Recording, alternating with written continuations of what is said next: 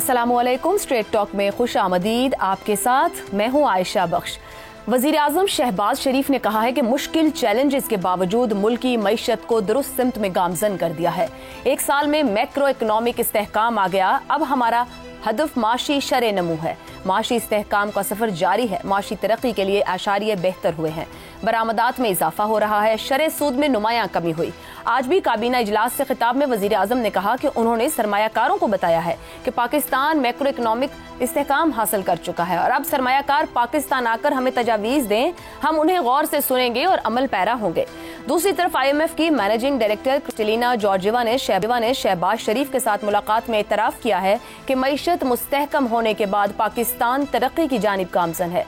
Kristalina Georgieva ने IMF programme मौसर तरीके से नाफिज करने पर हुकूमत पाकिस्तान की कोशिशों को सराहा।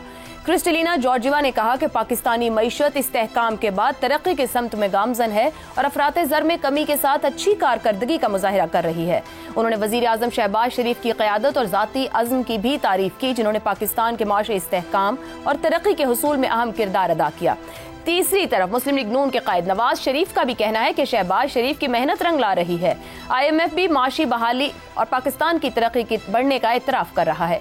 नवाज शरीफ ने कहा कि जवाल का रुख तरक्की की तरफ मोड़ दिया है। माशी आशारियों की बेहतरी पाकिस्तान की बेहतरी है। रुपया मुस्तहकम हुआ और ग्रोथ बढ़ रही है। स्टॉक एक्सचेंज बुलंद तरीन सतह पर है, जबकि महंगाई भी कम हो रही है। नवाज शरीफ का कहना था कि बेईमानी के साथ आए शख्स ने मुल्क की बुनियादें हिला दी थी। हमने पाकिस्तान की खातिर कुर्बानियां दी, आगे भी दरेग नहीं करेंगे। यूं शहबाज शरीफ के दावे, IMF के एतराफ और नवाज शरीफ की भाई के लिए भरपूर तौसीफ से ये तो वाज़ेह है कि शहबाज हुकूमत मैक्रो मईशत में कदरे इस्तेहकाम लाने में कामयाब रही है। माहिरीन मईशत का इस बात पर इत्तफाक है कि मैक्रो मईशत के असरात अवाम तक पहुंचाने के लिए माइक्रो मईशत को भी बेहतर करना पड़ता है, मगर इसके बावजूद पाकिस्तान के माशी मुस्तकबिल के हवाले से गुज़िश्ता 1-2 सालों से जिस तरह की नाउमीदी फैलाने की कोशिश की जा रही थी, मैक्रो मईशत के सुधार ने उन कोशिशों को काफी हद तक नाकाम बनाया है। मगर इसी के साथ एक और अहम हकीकत को नजरअंदाज भी नहीं किया जा सकता। तरक्की भले ही मैक्रो लेवल पर हो या माइक्रो, इसे सियासी इस्तेहकाम की जरूरत पड़ती है और इस हकीकत को नून लीग से बेहतर और कौन जान सकता है। नवाज शरीफ के पहले दौर और आखिरी दौर के बारे में यही कहा जाता था कि मैक्रो लेवल पर मईशत कदरे मुस्बत आशारिये दे रही है, मगर सियासी अदम इस्तेहकाम ने माशी अदम इस्तेहकाम को भी शदीद कर दिया। 2017 के बाद खराब होने वाली माशी सूरत हाल इसकी अहम मिसाल है। ऐसे में बड़ा सवाल यही है कि शहबाज हुकूमत ने जिस मैक्रो माशी इस्तेहकाम को हासिल किया है, क्या मौजूदा सियासी अदम इस्तेहकाम के माहौल में ये सफर यूं ही जारी भी रह पाएगा? पैनल इस पर क्या राय रखता है, यही कोशिश करेंगे सवाल इस तरह से। बल्कि पहले पैनल में हमारे साथ मौजूद हैं शहजाद चौधरी साहब, जैगम खान साहब, रजा रूमी साहब और इफ्तिखार अहमद साहब। अब जानते हैं कि जो कुछ IMF कह रहा है, इतराफ़ कर रहा है और शहबाज शरीफ दावा कर रहे हैं, उस पर आपकी राय क्या है? सवाल इस तरह से, मैक्रो इकनॉमिक इस्तेहकाम आ गया, शहबाज शरीफ का दावा, IMF का इतराफ़, क्या मौजूदा सियासी अदम इस्तेहकाम के माहौल में माशी बेहतरी का सफ़र जारी रह पाएगा? शहजाद साहब, आपके ख्याल में जिस ग्रोथ की बात हो रही है, जिस माशी इस्तेहकाम की बात हो रही है, जिस सफ़र के आगाज़ की बात हो रही है, ये जो पॉलिटिकल इंस्टेबिलिटी है, ये इसको आगे लेके जा पाएगी या ये वो इररेलेवेंट होती जाएगी, सफ़र बढ़ता जाएगा? आपको क्या नज़र आता है?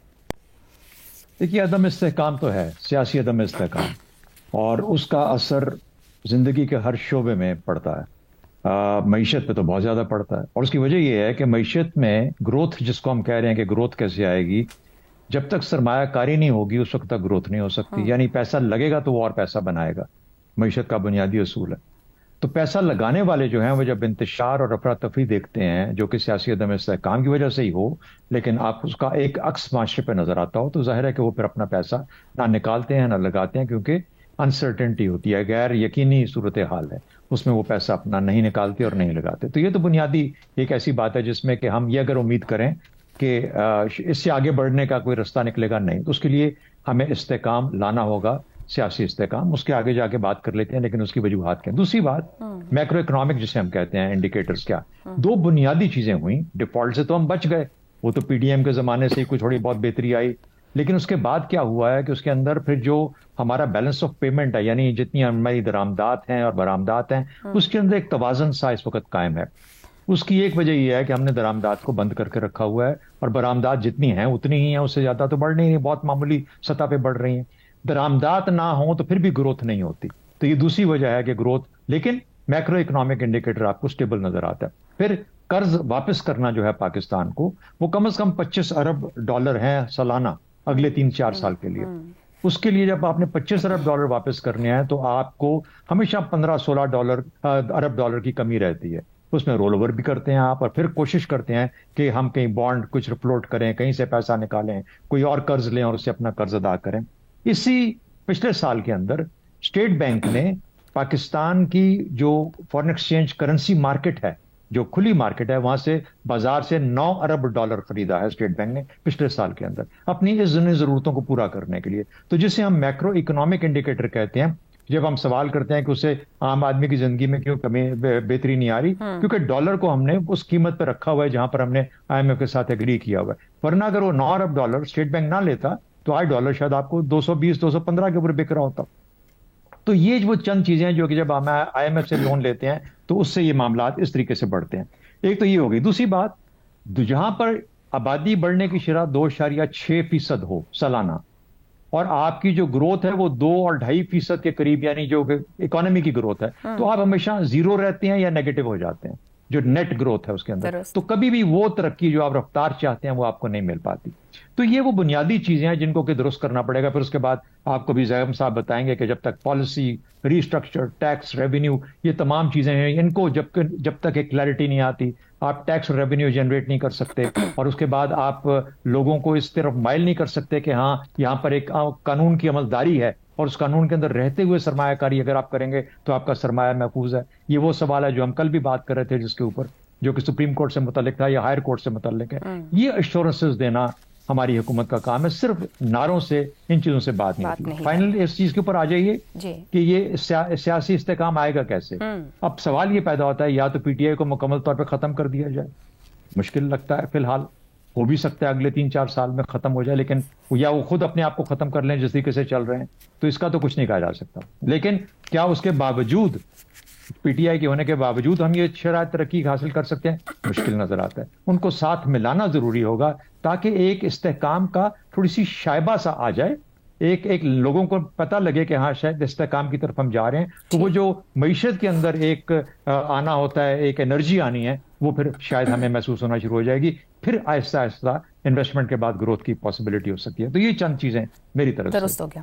रजा साहब, नवाज शरीफ के अपने 2 अदवार की मिसालें हैं, 1990 से 93 और फिर 13 से 17 तक। पहले के मुकाबले में इन अदवार में बेहतर मैक्रो आशारिये हुए, मगर सियासी अदम इस्तेहकाम ने मईशत को रिवर्स गियर लगा दिया। अब मैक्रो मईशत फिर बेहतर होने की बात IMF ने भी एक्सेप्ट कर ली है, शहबाज शरीफ साहब भी दावा करें।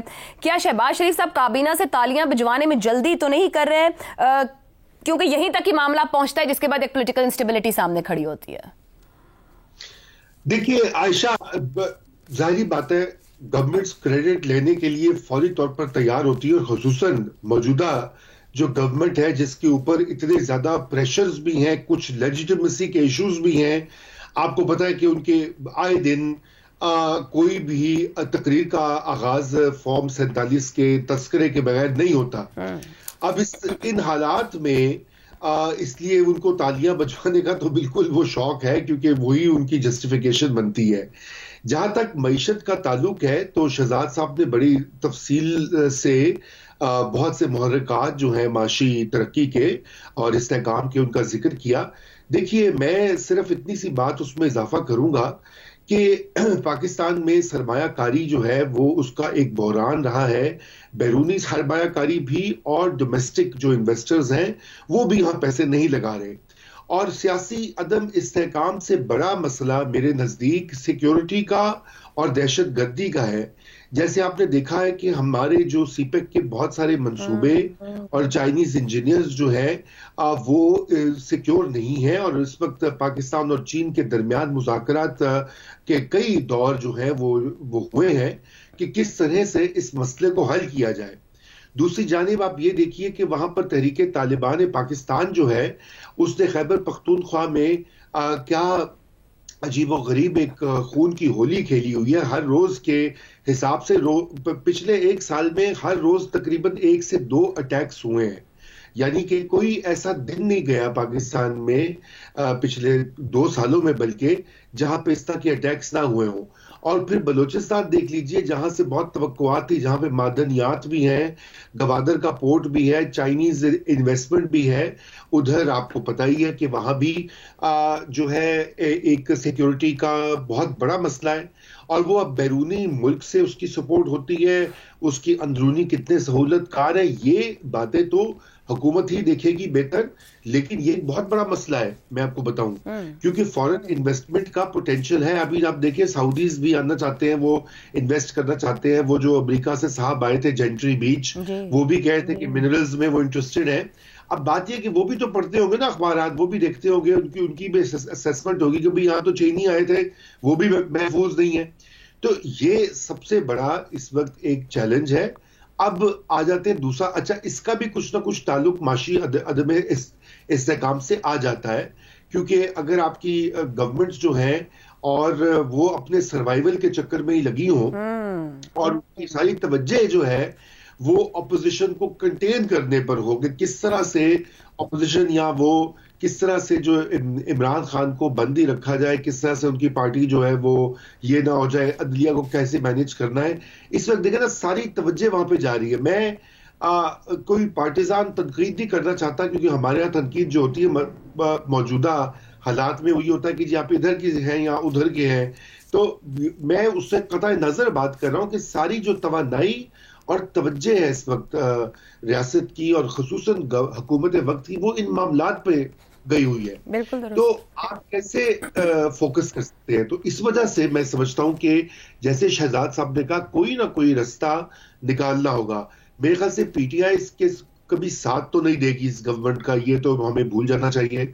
उनकी तो ये ख्वाहिश रही है कि पाकिस्तान डिफॉल्ट कर जाए। उन्होंने उसके बारे में लिखा है, उनके रिकॉर्ड पर है। आईएमएफ को खतूत उन्होंने लिखे हैं, आईएमएफ के बाद मुजाहिरा किया है उन्होंने। रजा साहब, वैसे आज एक डोजियर भी उन्होंने दे दिया है, जो सीजे को खत भेजा था उसको लेकर और कुछ मजीद चीजें बीच में ऐड अप करते हुए और एक रिपोर्ट को ऐड करते हुए आज डोजियर भी दे दिया है आईएमएफ को। मुलाकात तो नहीं गालबन हो सकी उनकी, बट उन्होंने कंसर्न्स भिजवा दिए। जी जी, डोजियर दिया वो इसीलिए कि वो उनके ख्याल से वो तो देखिए मुस्तकिल एक उनकी कोशिश रही है।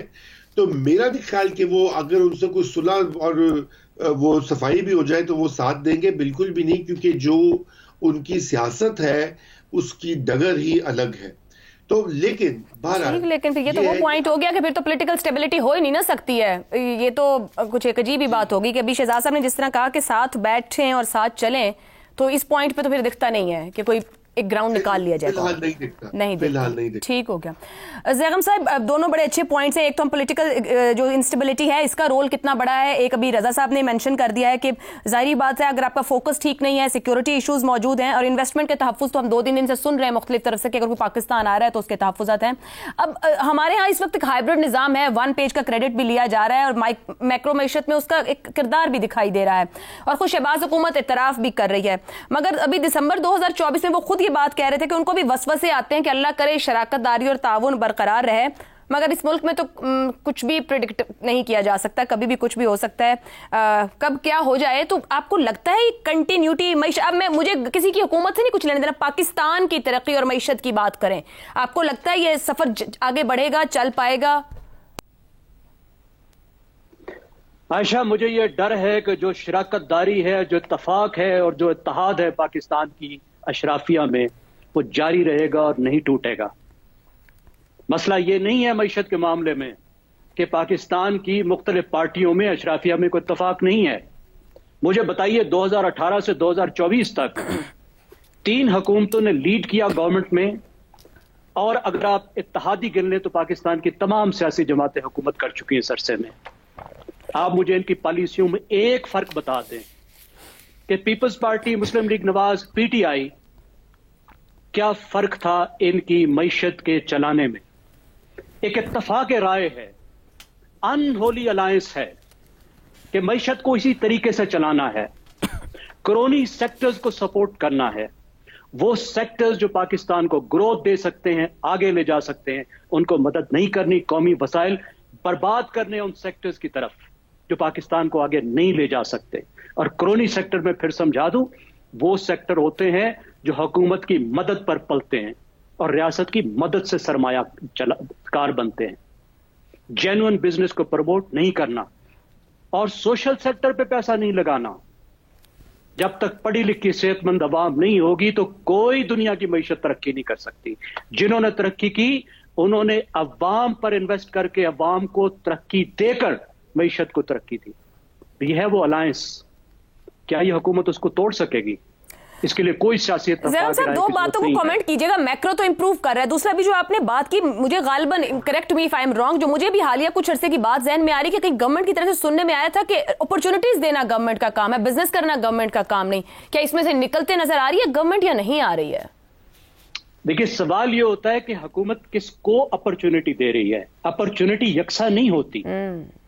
हर हुकूमत कुछ चीजों को, कुछ सेक्टर्स को अपॉर्चुनिटी ज्यादा देती है, कुछ को कम देती है। मैं अर्ज कर रहा हूं, इत्तफाक राय इस बात पर है कि उन सेक्टर्स को अपॉर्चुनिटीज देनी है जो पाकिस्तान को पीछे खींच रहे हैं। उन सेक्टर्स को अपॉर्चुनिटी नहीं देनी जो पाकिस्तान को आगे ले जा सकते हैं। माशी इस्तेहकाम आया, इसमें कोई शक नहीं। गवर्नमेंट को भी क्रेडिट देना चाहिए, लेकिन असल क्रेडिट दो आदमियों का बनता है जो बुजुर्गों ने इनको जबरदस्ती दिए हैं। एक है मोहम्मद औरंगजेब वजीर खजाना, और दूसरा है जमील अहमद स्टेट बैंक का गवर्नर। वरना आप देख लीजिए, इन दो ही जमातों ने जिन्होंने अभी हुकूमत की है, मुस्लिम लीग नवाज ने और पीटीआई ने, कितने बड़े बुरान दिए आपको। जिस बुरान से गुजरे हैं इन दो जमातों ने नहीं दिए थे। 2018 में आपको याद नहीं है कि $18 बिलियन का करंट अकाउंट डेफिसिट दे के मुस्लिम लीग नवाज गई थी। बिल्कुल।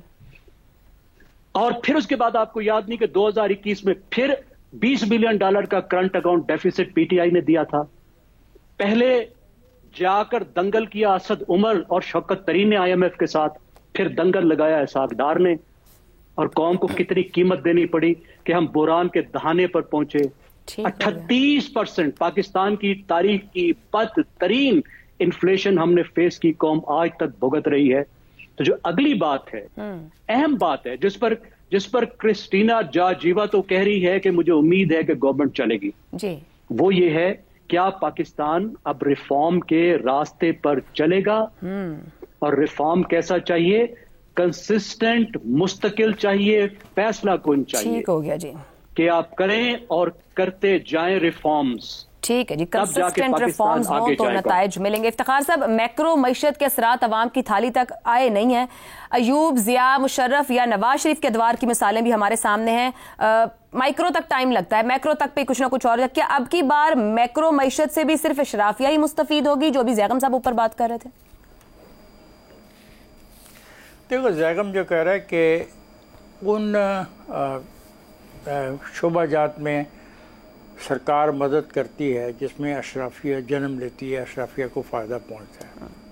लेकिन ये हकीकत तो तारीख़ी तौर पर साबित हो चुकी है कि नवाज़ शरीफ का कोई भी दौर हो, उस दौर में हम आगे को बढ़ रहे थे और माशी मसाइल कम हो रहे थे, सियासी इस्तेकाम भी था। लेकिन फिर एक ऐसा मौका आता है कि सियासी इस्तेकाम को ख़त्म करने के लिए एक मंसूबा के तहत 2014 के बाद एक कोशिश की जाती है कि इस माशी इस्तेकाम को भी धक्का लगे और सियासी इस्तेकाम को भी धक्का लगे।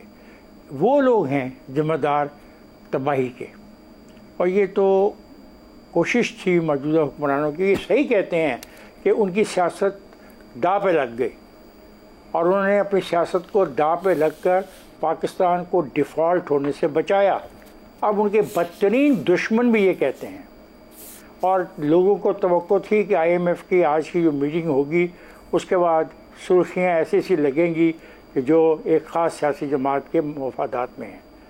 उस सियासी जमात ने फिर वही हरकत की जो माजी में करती आई, दरख्वास्तें लिखने की, डेलीगेशन भेजने की। आज फिर उन्होंने कागज़ थमा दिया कि ये है हम असल में FIR हमारे ख़िलाफ़ जो आपको बनानी चाहिए। लेकिन ये हकीकत है कि बात आगे को जा रही है। हमें एक बात जो जैगम ने कही है ग़ालिबन वो है कि कितनी पैदावारी अमल हमारा बेहतर होता है। पैदावारी अमल बेहतर करने के लिए हमें बिजली के निर्ख और गैस के निर्खों पर काबू पाना होगा। हमें वो सनतें यहाँ पे लगानी पड़ेंगी जो बहुत भारी पैसे से ना लगाई जाए, लेकिन उनमें आम आदमी का जो है मुस्तकबल मौजूद हो, नौजवान उसमें शामिल हो। हमें अपने ज़राअत के सेक्टर को संजीदगी से लेना होगा और मैं आज आपके इस प्रोग्राम से वार्न कर रहा हूँ कि ये जो IMF ने तस्लीम किया कि बेहतरी की तरफ मौजूदा हुकूमत जारी है, इस मौजूदा हुकूमत को 3 बड़े खदशात सामने आने वाले हैं।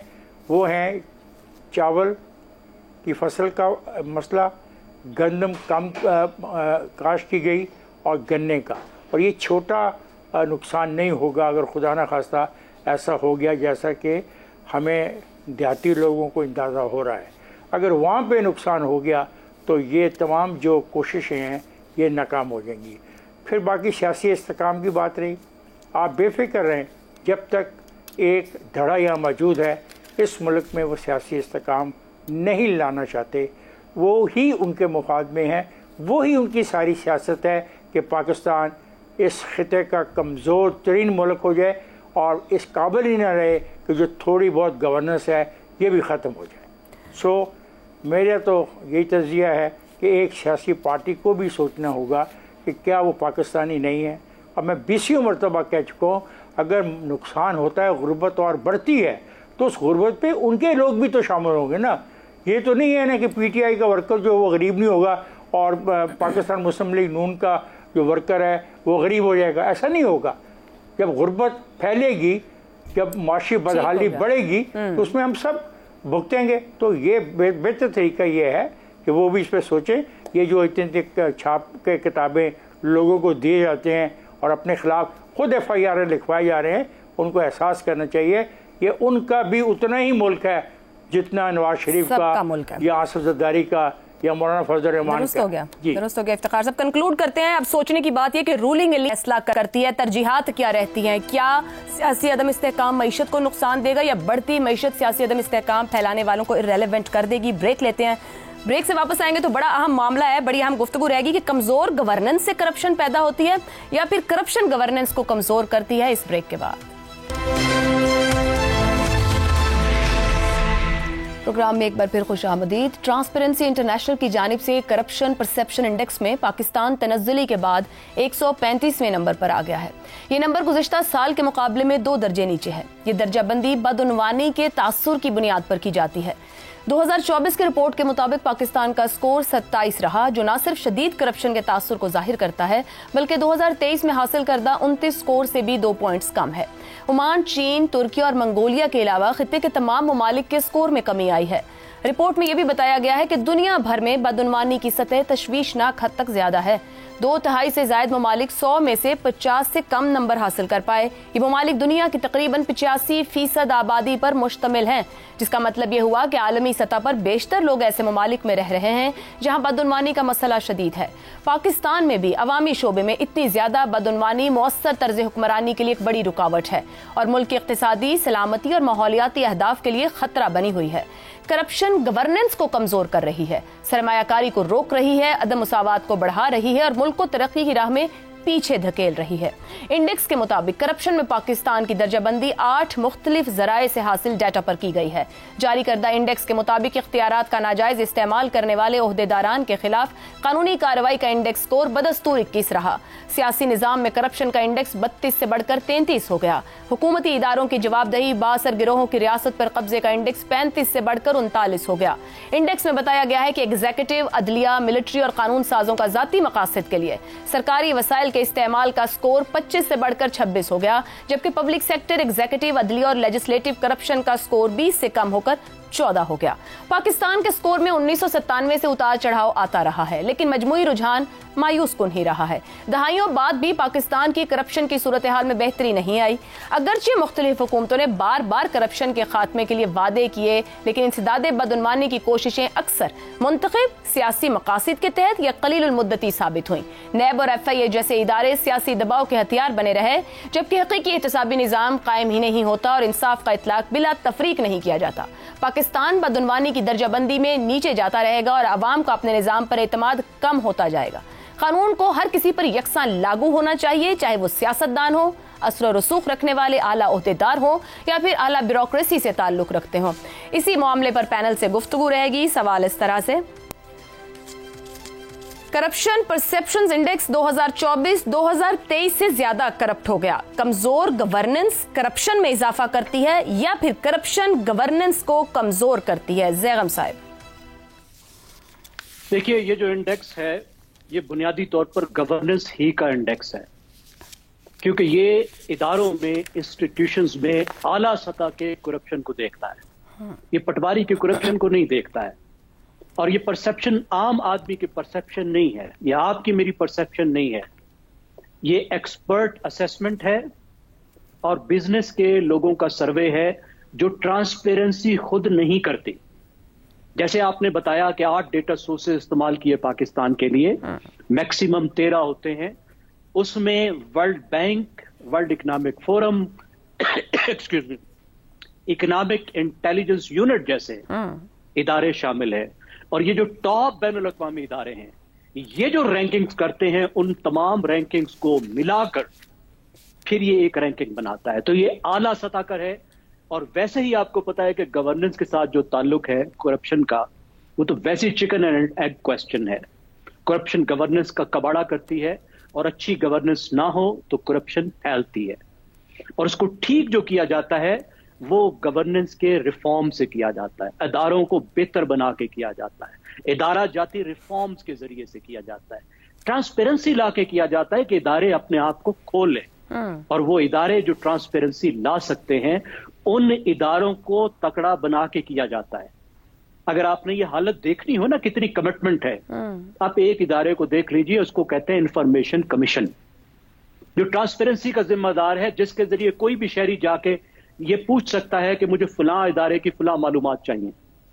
आपको पता है खैबर पख्तूनख्वा में पीटीआई जो चैंपियन है ट्रांसपेरेंसी की, उसका इंफॉर्मेशन कमीशन साल हा साल से गैर मुस्तर पड़ा है।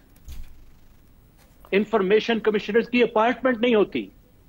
यहां इस्लामाबाद में कई साल ऐसे गुजरे कि इंफॉर्मेशन कमीशन के पास दफ्तर ही नहीं था, कभी इधर जाके बैठते थे, कभी उधर जाके। ज़ैगम साहब, एक बात फरमाइएगा, अभी आपने मुर्गी और अंडे वाली मिसाल इस पे रख दी है, मैं इसको थोड़ा समझना चाह रही हूँ कि करप्शन के पास ताकत ज्यादा है या गवर्नेंस का एक निजाम मौजूद है उसके पास ताकत ज्यादा है? ये ट्रिकल डाउन है, ऊपर से नीचे को जा रही है?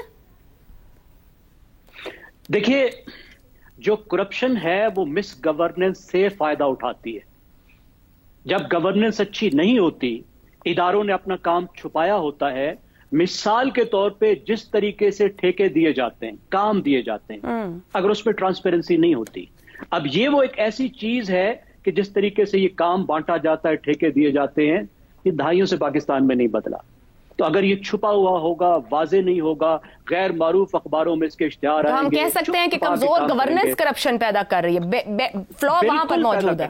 कोई इसमें शक नहीं, बुनियादी बात है। और जो मैंने अर्ज किया कि गवर्नेंस के आप रिफॉर्म करेंगे तो करप्शन कम होगा। ठीक हो गया, ठीक है। इफ्तिखार साहब, पीपल्स पार्टी के मुकाबले में नून लीग करप्शन स्कैंडल्स को लेकर कदरे हसास रही है। 97 के बाद मुल्क को दूसरे करप्ट तरीन, क्योंकि जो उससे पहले पीपल्स पार्टी का 93 से 97 का दौर था, उसमें दूसरे नंबर पर पहुंच गए थे और नाइजीरिया सिर्फ ऊपर था हमसे।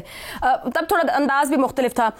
13 से उन्होंने निकलवाया, नून लीग आई 13 से 17 में भी बज़ाहिर कोई उस वक्त में स्कैंडल बड़ा सामने नहीं आया। टीटी के मामला जरूर हमारे सामने, जो कि बाद में आते रहे। अब शहबाज हुकूमत के लिए कितना बड़ा चैलेंज हो सकता है, बन सकता है ये बढ़ती करप्शन?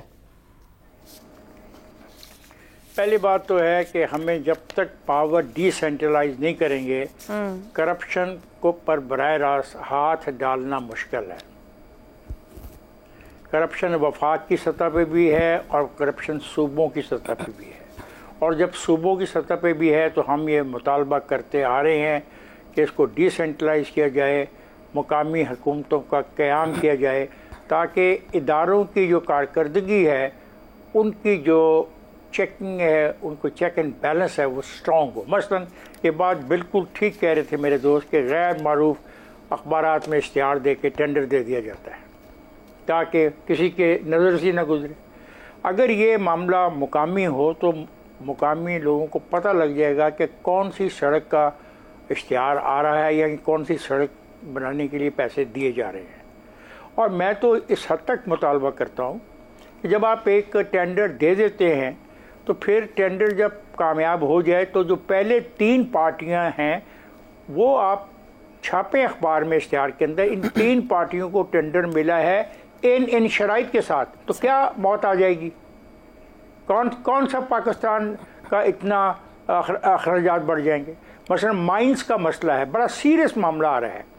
मिनरल्स हैं, कोई पता नहीं उस मिनरल्स में से क्या निकल रहा है, कितना निकल रहा है, उसकी मालियत क्या है और उसके ओनर्स कौन है।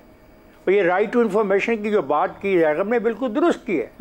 राइट टू इन्फॉर्मेशन में जब हम इस किस्म का सवाल देते हैं तो उसका जवाब देना ही उनके लिए नामुमकिन हो जाता है। 5-5, 6-6 महीने तक छोटी सी चीज़ का जवाब नहीं देते, या ऐसा इतराज़ लगा के वापस भेज देते हैं कि जी ये सवाल जो आपने किया हम आपको उसका जवाब नहीं देते। मसलन मैं जानना चाहता हूँ कि जिस किसी को भी तांबे का कान का ठेका दिया गया, बिल्कुल आप ठेका दें, मुझे कोई इतराज़ नहीं। अब ये बता दें वो ठेका कितनी मालियत का दिया गया, उस ठेके के लेने वाले 3 अफराद या पार्टियां कौन थी, सबसे ज़्यादा जो ज़्यादा पैसा दिया वो किसने दिया, उसका नाम क्या है। दुरुस्त है। ये कोई स्टेट सीक्रेट तो नहीं है ना। नहीं, ये कोई स्टेट सीक्रेट तो नहीं है। बिल्कुल नहीं। अब मसला है कि लाहौर के अंदर अपना ये नक्शे जो है, नक्शे ही नहीं बनते बगैर करप्शन के। और अगर करप्शन ना हो तो अरबा रुपया तो एक शहर से कमाया जा सकता है।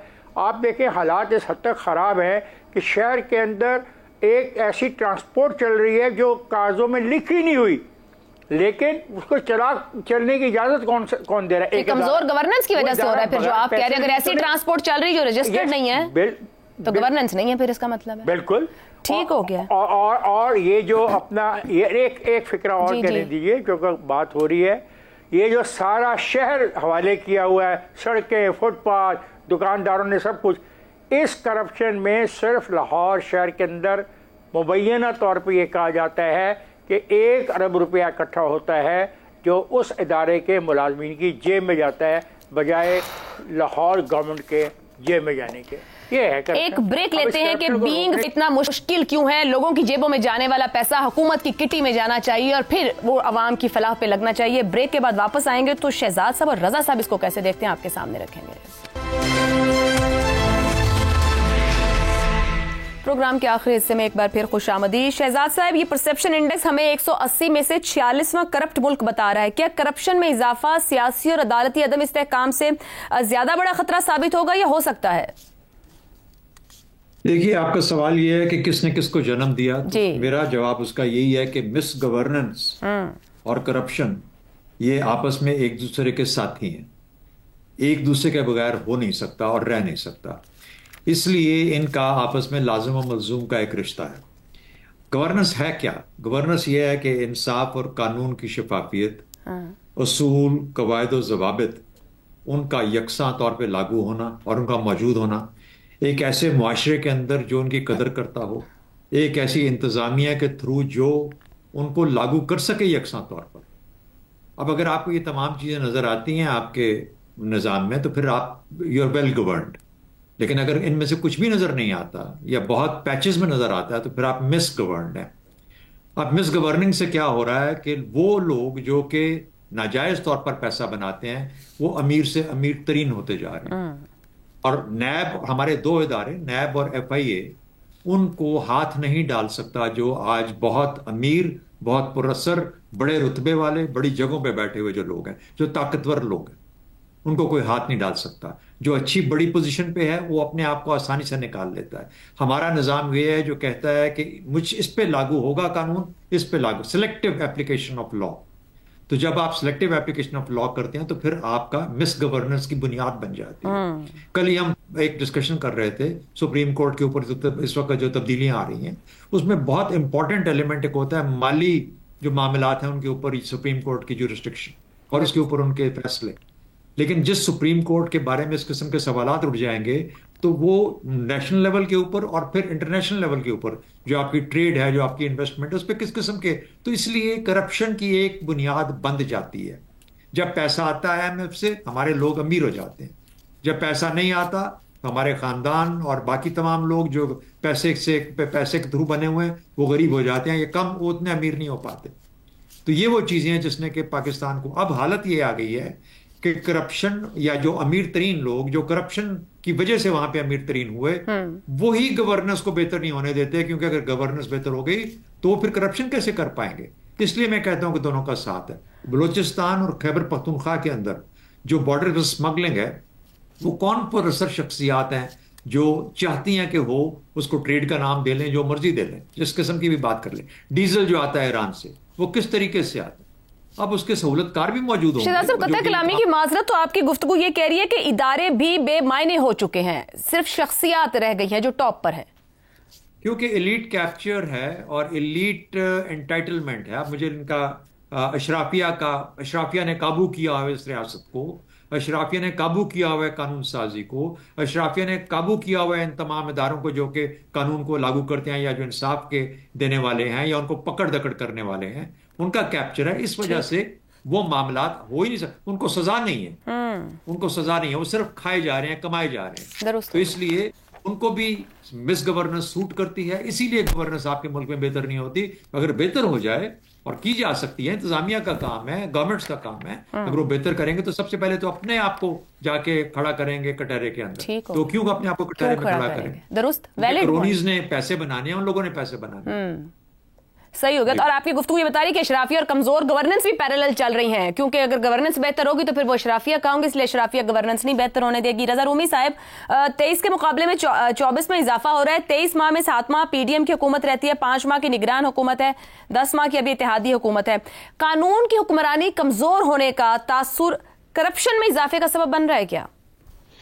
देखिए, कानून की हुक्मरानी जो है वो एक बहुत बड़ा मुहर्रिक है करप्शन के इजाफे में, दुनिया भर में, सिर्फ पाकिस्तान ही में नहीं। और पाकिस्तान में तो उसकी मिसाल आपको हर रोज मिलती है कि जिस तरह से हमारे इदारे और हमारे सरकारी इदारे हों या हत्ता के प्राइवेट बिजनेसेस भी हों, तो वहां पर कानून की अमलदारी है ही नहीं। और रूल ऑफ लॉ जहां नहीं होता या कमजोर होता है, तो वहां पे करप्ट प्रैक्टिसेस जो है उनमें इजाफा होता है। देखिए, ये अभी बात हो रही थी कि इसकी गवर्नेंस और करप्शन के ताल्लुक की, तो दर हकीकत करप्शन एक सिम्टम होता है, एक ऐसी वो बीमारी है कि जो कि असल उसका जो बुनियाद जड़ पर है वो गवर्नेंस का मसला है। यानी कि हमने जिस तरह से अपने निज़ाम हुकूमत को और माशरत को तश्कील दिया हुआ है, उसी में ही बड़ी पुरानी खराबियां आज की नहीं है, ये दहाइयों की, शायद सदियों की भी आप कह सकते हैं। मगर क्या इसको ठीक नहीं किया जा सकता? बिल्कुल किया जा सकता है। और यहाँ पर करप्शन में तखसीस करने की भी जरूरत है। जब हम बात करते हैं करप्शन की, कि एक ग्रैंड करप्शन होती है जो कि बड़े बड़े जोमा या जो अशराफिया जिनका जिक्र हो रहा है वो कैप्चर कर लेते हैं रियासत की ताकत को, रियासत के वसाइल को। लेकिन एक आम लेवल के ऊपर जो एक आम शहरी जो रोज फेस करता है, देखिए उसके लिए हमें किसी सर्वे की जरूरत नहीं है कि पुलिस के नाकों के ऊपर या चौकियों के ऊपर या सरकारी दफ्तरों में, या जो भी इफ्तिखार साहब ने कहा कि ठेले वाले और जो भत्ता देते हैं कराची हो लाहौर हो, वो उनकी डेली एक्सपीरियंस है। असल जो करप्शन का इस वक्त जो सबसे बड़ी बीमारी है, वो आम आदमी के ऊपर, खुसूसन गरीब तबकों के ऊपर जो बोझ है ये इजाफी ब्राइब्स का, उसका कुला कमा करना मैं समझता हूँ एक प्रायोरिटी होनी चाहिए। बाद में एलीट कैप्चर जो है उसके लिए हमें इदारे अपने ठीक करने होंगे। नैब का क्या हमने हाल कर दिया है? अब सुप्रीम कोर्ट ऑफ पाकिस्तान क्या ही किसी की अकाउंटेबिलिटी होगी? जो हालात बने हुए इस वक्त, पेंडुलम बिल्कुल स्विंग कर गया है। तो असल बात यह है कि यहाँ पर हमें जो इदारे हैं उनको मजबूत करना होगा। जब तक वो नहीं होंगे तो जो मुहर्रिकात हैं जो करप्शन को ऐड करते हैं उनमें इजाफा होगा, कमी नहीं होगी। जी, बहुत शुक्रिया रजा रूमी साहब। और जो गुफ्तगू सबने की, हम यहाँ पहुंचे कि बहुत कुछ ठीक करना होगा, इदारे निजाम, मगर उस सबसे पहले इस सोच को दुरुस्त करना होगा कि करप्शन इतना नॉर्मल हमारे माशरे में क्यों हो गई है। यहाँ से काम शुरू होगा तो कोई नतीजा निकलेगा। आज के प्रोग्राम से इतना ही, इजाजत दीजिए, अल्लाह हाफिज।